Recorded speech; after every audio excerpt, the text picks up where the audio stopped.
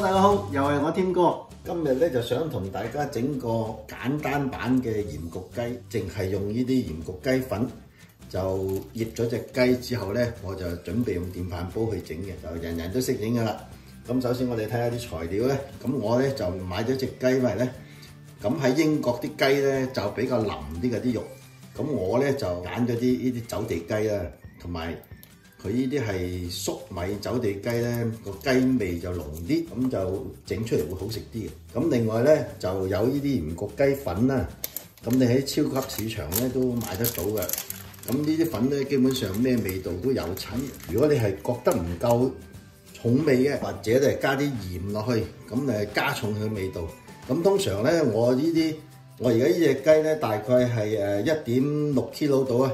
咁我大概用2包嘅，2包或者2包半都得嘅。爭在你醃嘅時間長短嘅啫。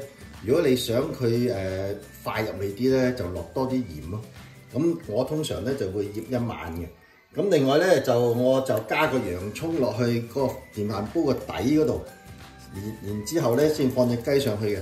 因為好多人咧都係加啲薑葱喺底啊，咁墊底等佢唔好隻雞黐底啦。咁其實就好浪費嘅，啲薑葱又唔係幾食得。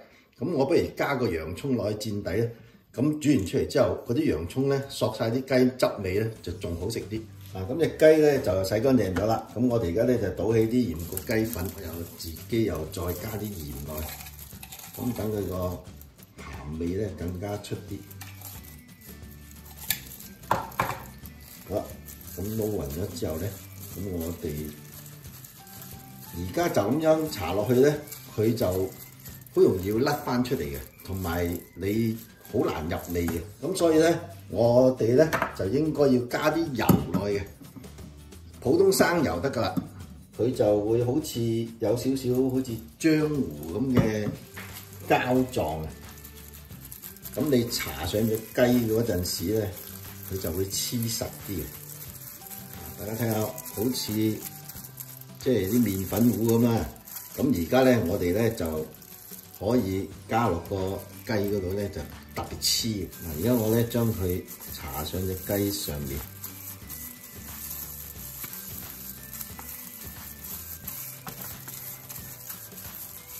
你大家可以睇下嗰隻雞咧，呢啲鹽焗雞粉咧就咁樣嘅，佢而家咪可以黐實隻雞咯。咁黐住隻雞之後咧，你特別入味嘅，尤其是個雞籠入邊。呢度咧入邊咧最緊要啦，就係要整多啲，咁你就會特別入味嘅。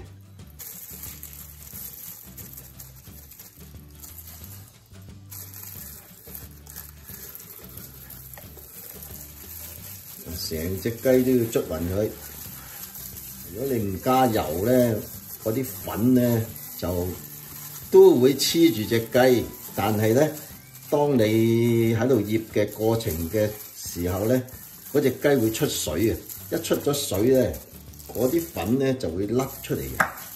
咁大打折扣啦，冇咁入味嘅。如果你整到佢好似依家咁樣結塔塔咁咧，嗰啲粉咧，咁佢就黐得好實嘅。我成隻雞都黐滿晒鹽焗雞粉㗎，咁佢都唔甩翻出嚟，咁最好啦。咁而家咧，我哋就揾個保鮮紙包住佢先，因為咧你要佢入味咧，就最好醃1晚啦。如果你醃幾個鐘頭咧，就會比較淡啲。我哋而家咧就將隻雞咧包住佢。因為隻雞咧，你擺喺雪櫃咧，佢就會慢慢會出少少水嘅。咁嗰啲水咧就會帶走咗你嗰啲鹽焗雞粉走咧，咁就黐唔到嗰隻雞㗎。咁所以我哋咧揾保鮮紙咁樣包住佢咧，佢就算出水到咧，佢都仲喺黐嗰啲粉都仲係黐住隻雞皮，咁你係會入味啲嘅。咁隻碟晾住佢就得㗎啦。咁而家我哋咧已經準備好晒㗎啦，好簡單。咁我哋而家就擺落雪櫃雪佢1晚先。我哋擺落個雪櫃嗰度，聽日先攞翻出嚟啦。過咗1日啦，咁我就攞翻隻雞出嚟先。咁我哋雪咗1日啦，隻雞咧就應該入味啦。咁而家咧，我哋喺個雪櫃度煮之前咧攞翻出嚟半個鐘頭到啦，攤翻熱佢，咁就容易熟啲。咁然之後咧，我哋而家就切定個洋葱先。咁啲洋葱咧要切大粒啲，因為你煲成50分鐘咧，咁啊將佢溶咗。咁我哋依家咧就先放晒啲洋葱落先，就好似墊底咁啦。咁跟住咧，嗱，呢隻雞咧，我哋就個雞胸咧就要向下低嘅，因為咧個雞背脊咧就嗰啲肉比較薄啲啊。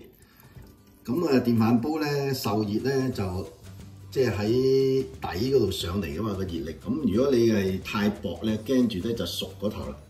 咁所以咧我哋個雞胸咧就向下，咁然之後咧就得噶啦，就係咁簡單。咁我呢個電飯煲咧就可以撳50分鐘嘅。如果你個電飯煲係唔撳50分鐘嘅，咁你就要撳多一下，等佢煲夠50分鐘。因為我呢隻雞咧就1.6 kg 嘅，如果唔夠50分鐘咧，佢唔會熟嘅。夠鐘啦，咁我哋打開佢，已經熟晒噶啦，嗰隻雞。咁而家可以攞出嚟嘅。咁個雞咧就煮好咗啦，咁我哋咧就倒翻少少呢啲雞油出嚟，咁咧就整個沙薑汁先。咁呢啲沙薑粉咧就大概係2個湯匙到啦。咁啲沙薑粉咧就唔使煮嘅，其實揾啲熟油咧開佢都得嘅。咁既然我哋有啲雞汁喺度，有好多雞油嘅，咁咪最好啦。咁啊，搞完之後咧，咁我哋就落多少少麻油，咁佢就仲香啲添。